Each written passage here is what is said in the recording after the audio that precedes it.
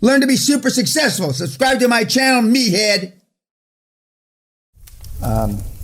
Maybe I didn't learn anything, but university or whatever was never even a thought.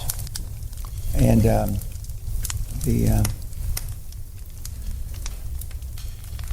it was just unbelievable. And you've heard this on YouTube, I think. But 3 weeks before graduation from high school, we're sitting in the senior. They used to have a senior quad. There was an area where the seniors could have lunch by themselves and not be the other juniors or freshmen in high school. And the freshman, the boys' vice principal was a guy named Hank Leeds. He was the enforcer. He's the guy that used to punch you around.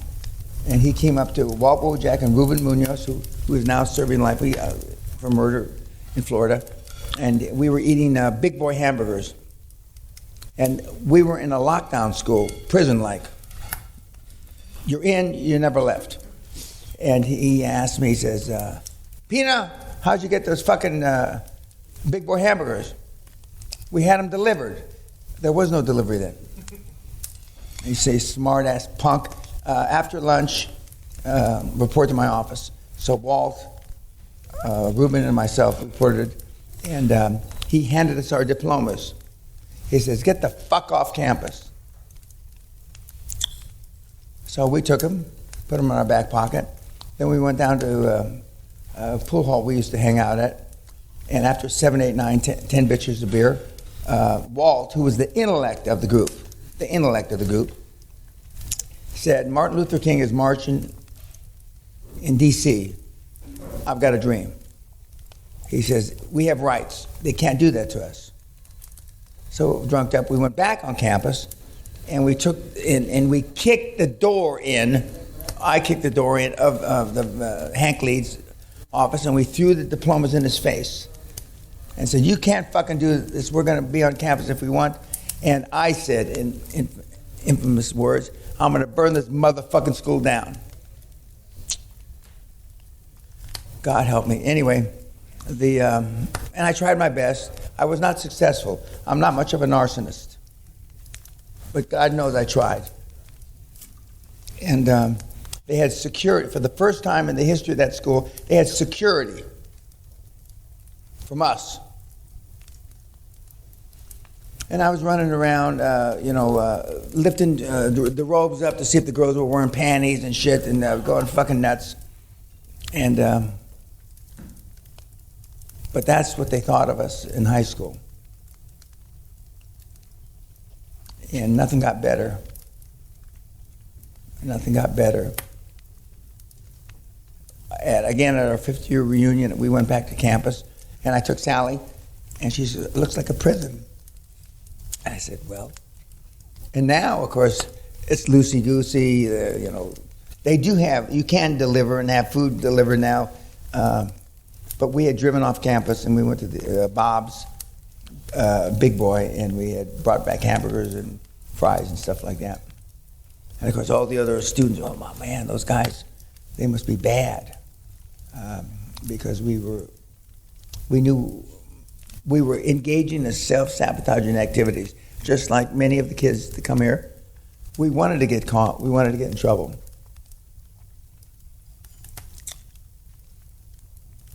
Quite amazing how things turn out. Questions? Comments?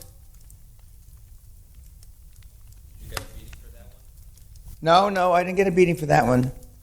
My dad was out of town. He was out of town most of the time. But I certainly got in a lot of trouble in high school. Well, I mean, my last year, I didn't go to school 182 days. Today, I think, or I'm told our children, you wouldn't graduate. I don't really give a fuck if I graduated. Didn't really give a fuck. I think also high school is a waste of time.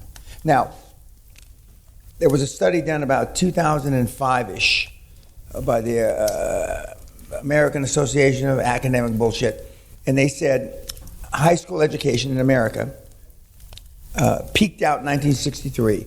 In other words, since 1963, the amount you learned and from high school diminished all the way until now, or to 2005. I happened to graduate in 1963. It was the peak. A high school diploma in 1963 was equivalent in 2005 to a junior college degree. And they've continued to demand less and require less and make you less accountable from 1963 to 2005. I don't know from 2005 till today. I don't know what the stats are. But allegedly, I graduated at the peak, and education in America has been going down ever since, which I believe. I told you when I taught in 1994-95 at the school you got to explain about, CSUN, I taught an honors class. 600 or 700 kids applied, and I read the essays of the kids that were the winners, the 313 or whatever, and illiterate. And I realized some of you, English isn't your first language. Not dissimilar to me reading your homework over the last 4 or 5 days. And the kids, kids that go to good schools, Berkeley, University of Texas, can't write.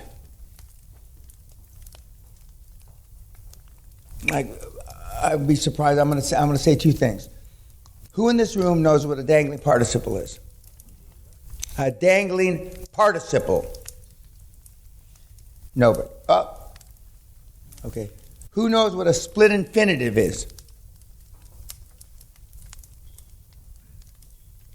Those are how you structure sentences in English. Not just in English, but you learn how to structure sentences and you dissect sentences. We were taught that in junior high school, dangling participles and split infinitives. Oh, in French, yes, they're the equivalent. Okay, well, the. I don't know if we really learned it. You're a know-it-all, so and I'm not trying to make fun of him now, but the know-it-alls that come through the seminar rarely succeed. Rarely. I'm hoping and praying that he is an exception to that rule. Kids that come through the seminar that have all the answers don't succeed. Yes, sir. At what point did you switch from being a delinquent I haven't been called a delinquent in a long time. But anyway, yes, go ahead. My whole life changed when I became an officer. The United States Congress said, Daniel S. Peña, an officer and a gentleman, by the act of the motherfucking United States Congress. My whole life changed. It's the only high-performance thing I ever did till that time, and I took it seriously.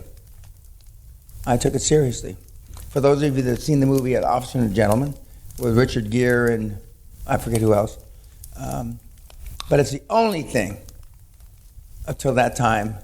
What I was good at is breaking into houses and rolling drunks and getting in fights and shit like that. And I was the leader of the pack. I mean, I could convince almost anybody of my contemporaries, let's go do this, let's go do that. But that's when I turned it around. And all that time, not all the time, but during that time, and I talked to a guy, I think I might have mentioned it, I talked to a guy I hadn't talked to in 50 years, a few weeks ago.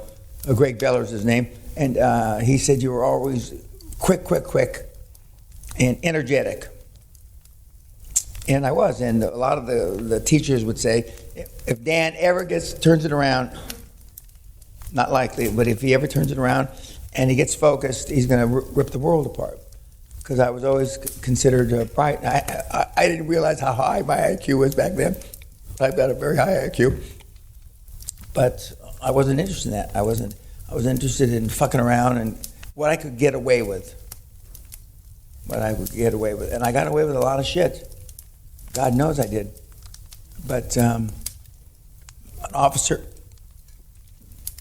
21, in charge of.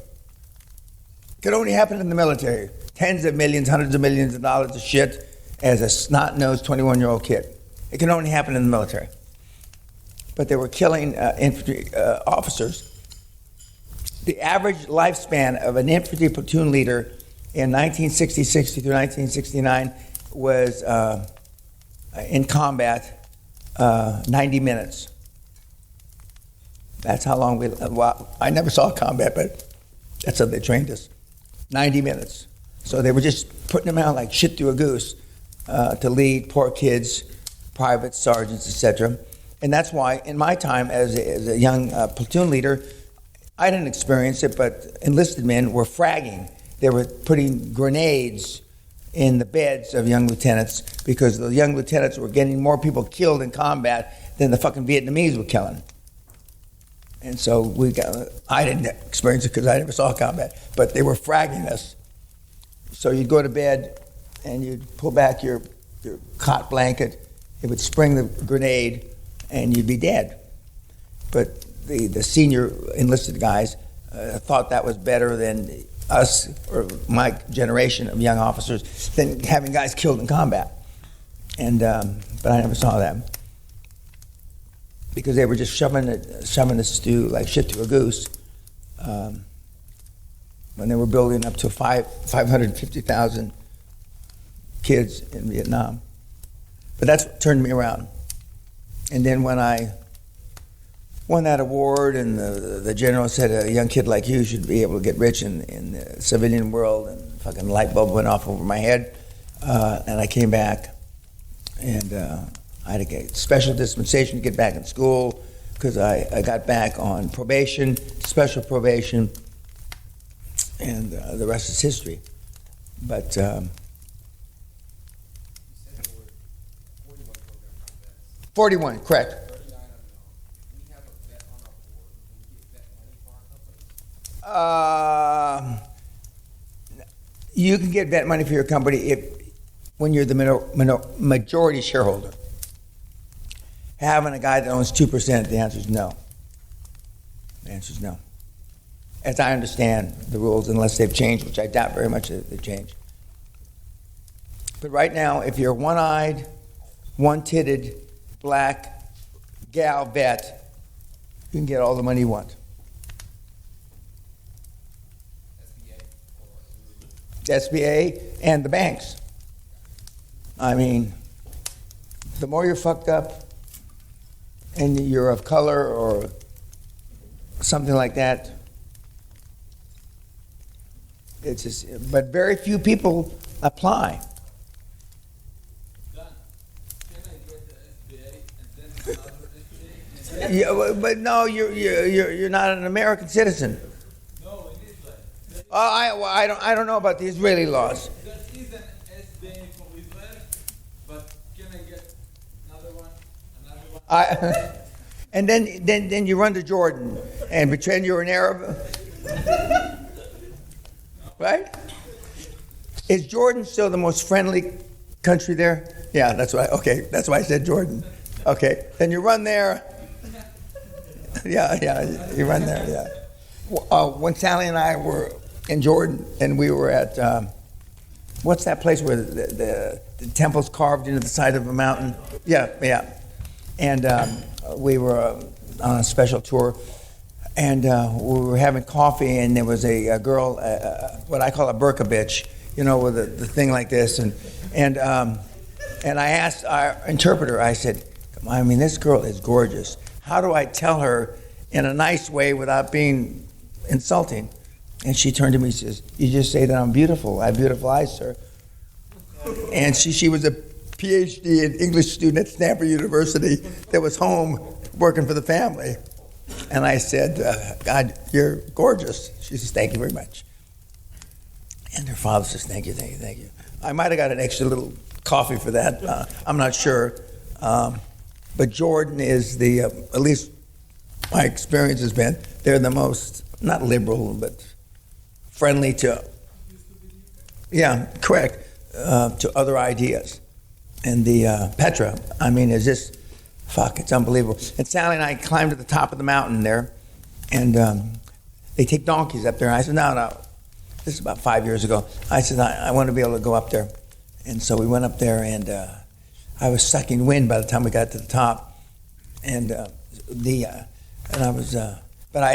they said, would you like to take the donkeys down? No. But my legs were so wobbly. I mean, I fell 5, 6, 7, 8 times. Sally said, you all right? You want the donkeys now? No, I don't want the fucking donkeys. I'll make you down. About 500 meters before we got to our limousine, a donkey kind of walked up next to me with a guy. And he didn't ask me, but I looked at him. I looked at the donkey. And I kind of leaned to the donkey, and I said, no, I don't want the donkey.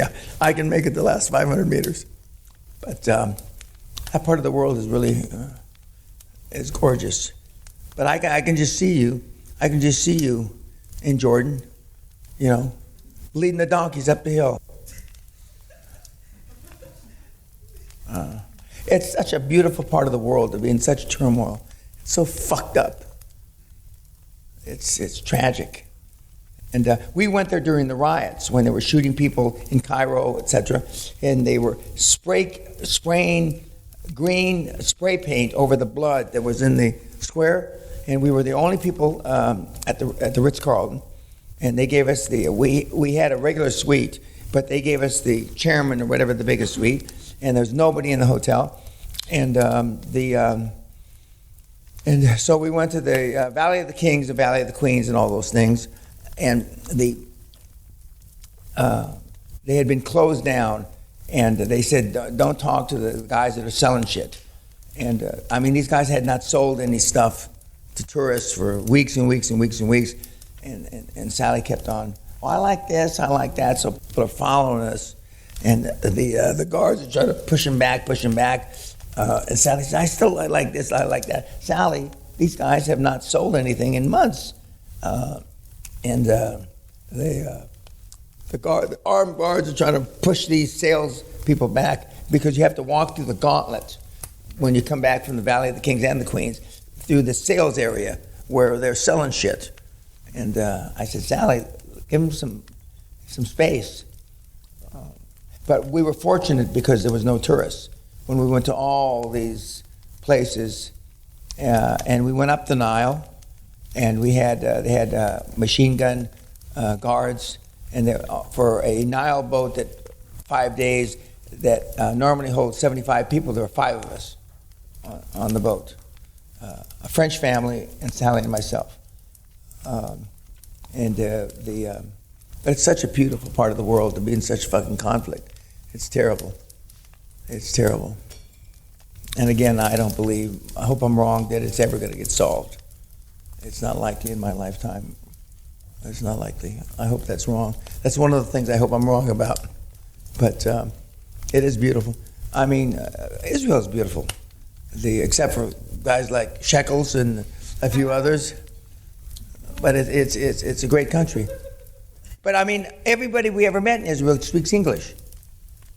Is he one of the only 3 people that doesn't speak English in Israel? He understands, though. Okay, yeah, oh yeah, he understands. As you can all tell, he can understand.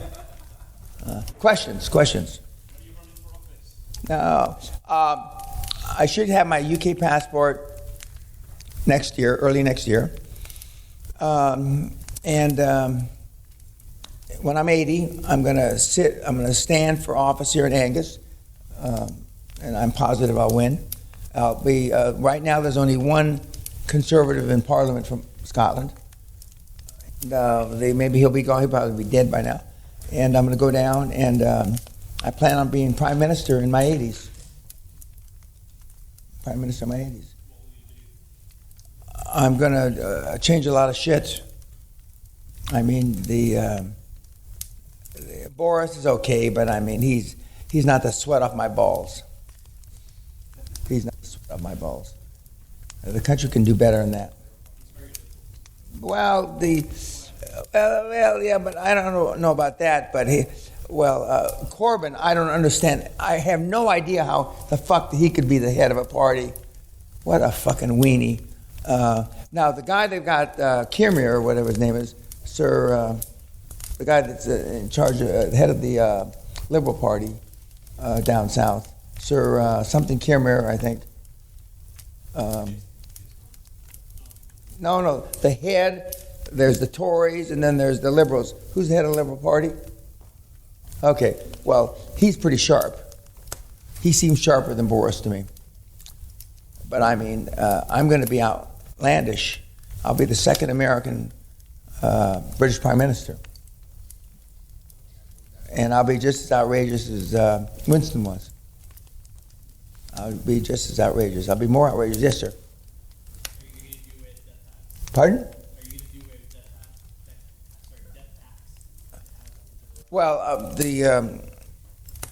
amongst other things,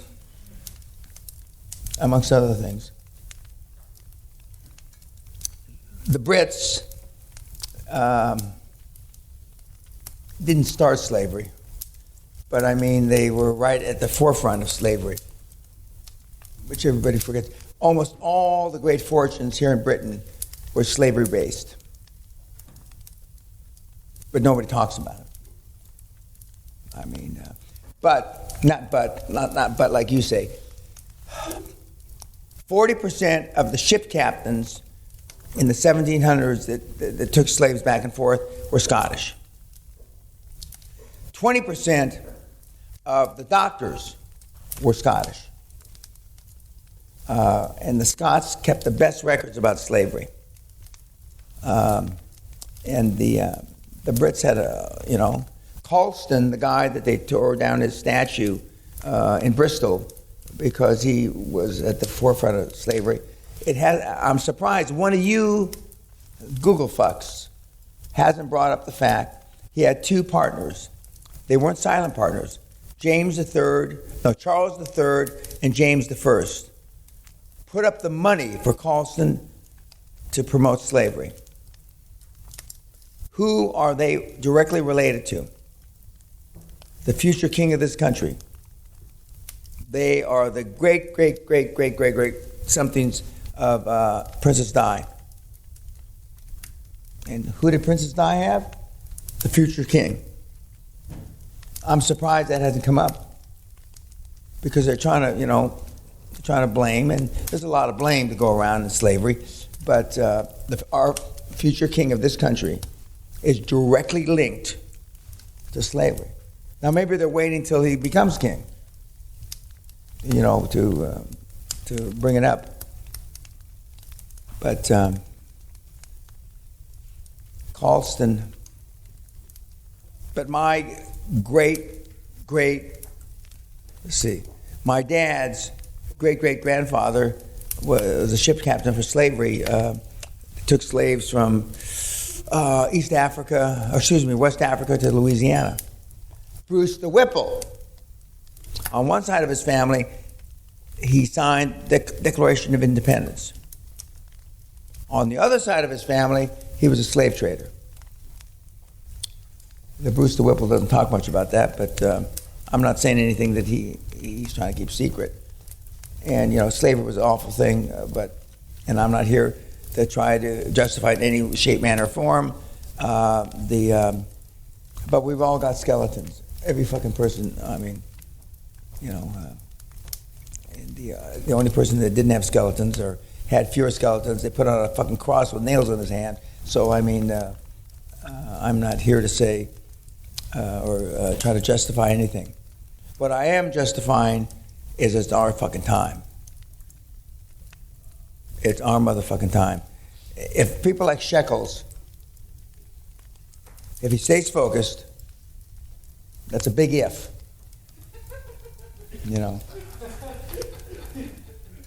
There's a lot of money to be made.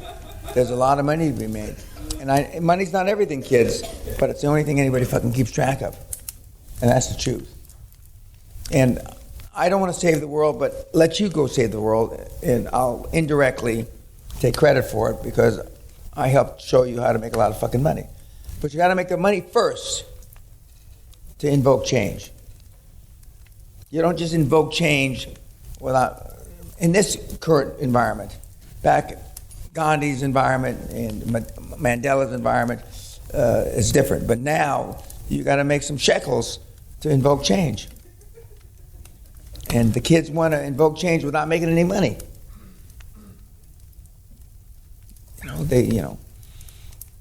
And there's a lot of injustice in the world, but I'll let you worry about it. I'm not going to worry about it. I don't worry about it, and haven't for all my life. But what I do know, coming from the barrio, is money talks and bullshit walks.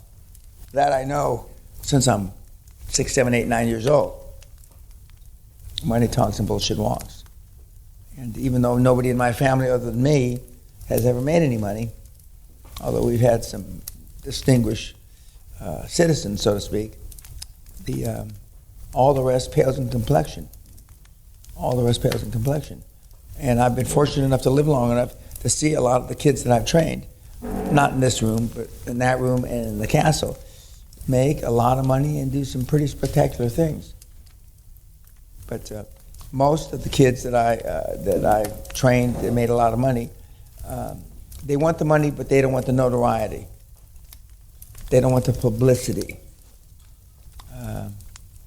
I believe, once I'm gone, maybe that'll change a little. Some people step forward and say, Dan trained me, yes, sir.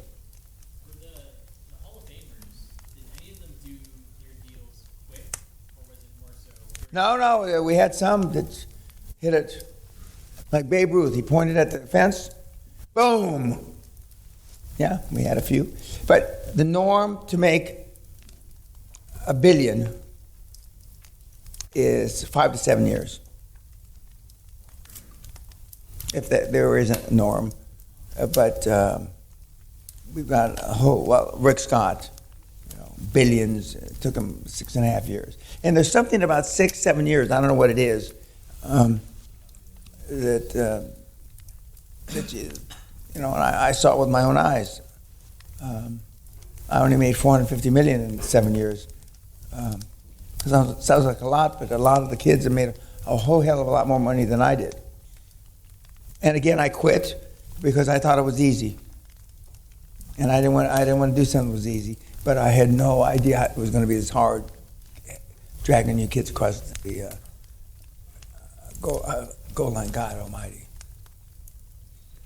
Just think about all the time I spent talking about self-esteem. I thought everybody had it growing up. I had no idea. Now you would use other words, that everybody didn't feel good about themselves. I had no fucking idea. It's like Martian talk. And of course you know differently, don't you? In their infinite wisdom, by serendipity, by accident, I don't give a fuck how it happened. My mother bought a book as she's going out Bond's Market. You know how when you go past the cash register, the books, Reader's Digest, gum and shit like that. She bought a Reader's Digest version of the book by Dr. Spock.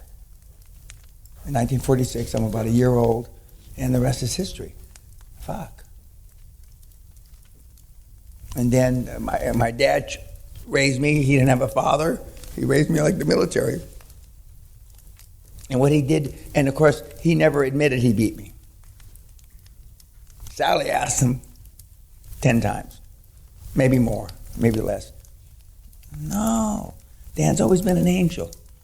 Fuck, I don't even know how Dad could say that without choking.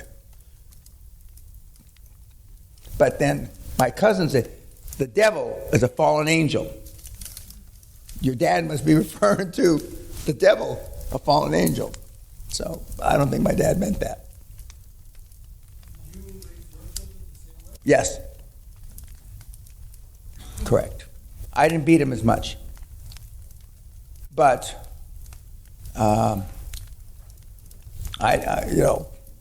don't know how my dad didn't put me in the hospital more times, because he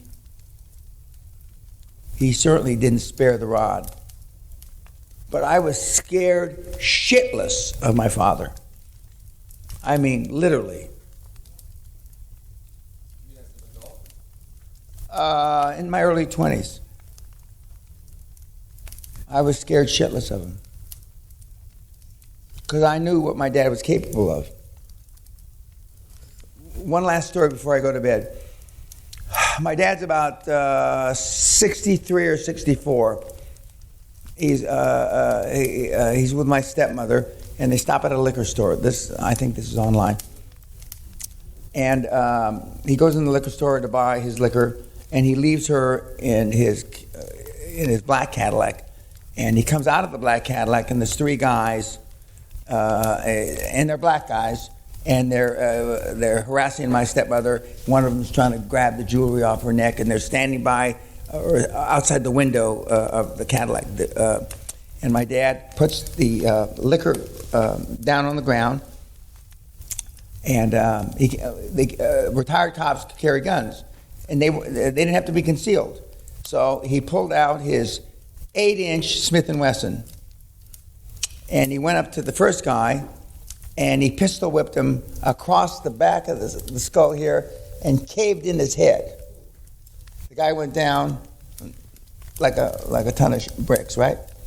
Then he pistol whipped the next guy. This is all pretty quick. He pistol whipped the next guy, tore his fucking ear off, and broke his jaw. That guy went down. Then he spun the guy that was grabbing my stepmother around and stuck the gun in the guy's mouth and lifted him off the ground. And the guy's shaking like a fish, like this. And he drove the gun through into his brain. The cops come, and they knew Dad.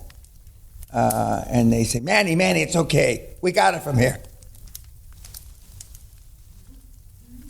And my dad had pulled the hammer back and was going to go blow the guy's brains out.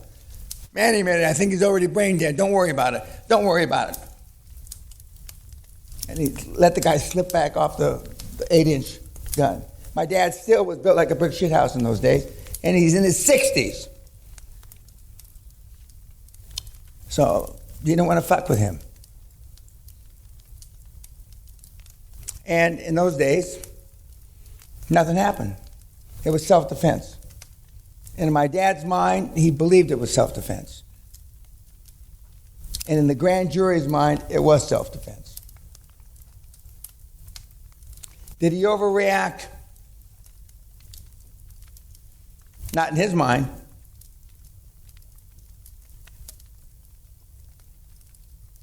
I knew what he's capable of. He didn't teach when to kill at the CIA for no reason. They didn't call him and blow him up for no reason. He was a bad fucker. For those that have Googled him, he was in charge of dirty tricks, I think they called it, on the dirty tricks department.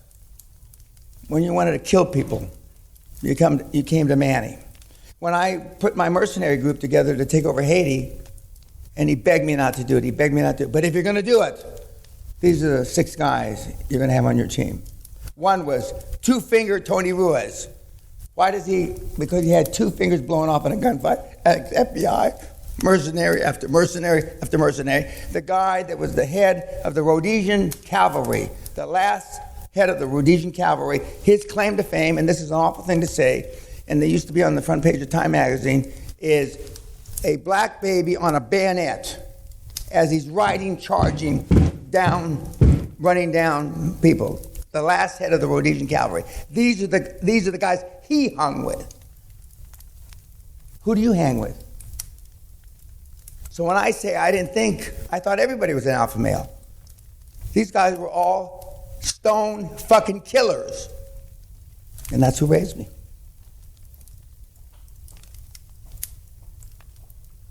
It's no doubt. I should be in San Quentin. I should be. But I'm not. Instead, I'm dragging you fucking meatheads across the goal line. Shekels. Yeah. When I was in Israel, Modiah said, we've done our homework, Mr. Peña. We hear that your genes are from a badass. Because they did research about my dad. Mr. Minister, what are you talking about? I played dumb. Mr. Peña, please, don't insult our intelligence. We've done our, and we hear you're a chip off the old block. Well, I like to think so. And then You know, what's the difference between chicken shit and chicken salad, Minister? And the rest is history. The Israelis, and almost everybody is some kind of officer in the military. I mean, there's a lot of guys, general this, colonel this, and they loved it. But I'm not recommending any of what I just said to any of you.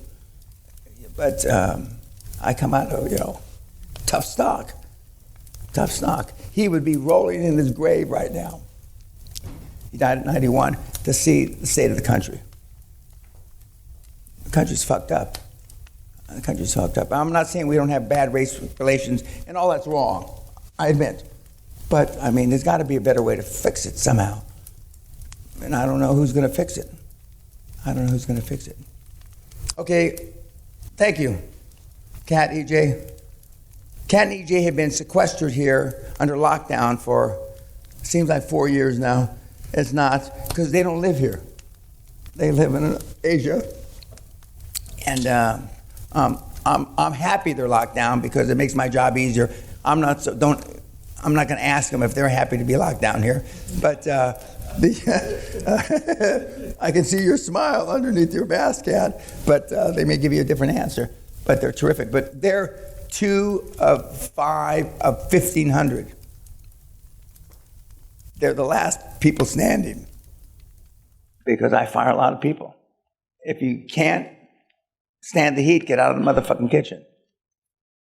And if you take anything away from the seminar, most of the people that you've dealt with most of your life cannot stand the heat.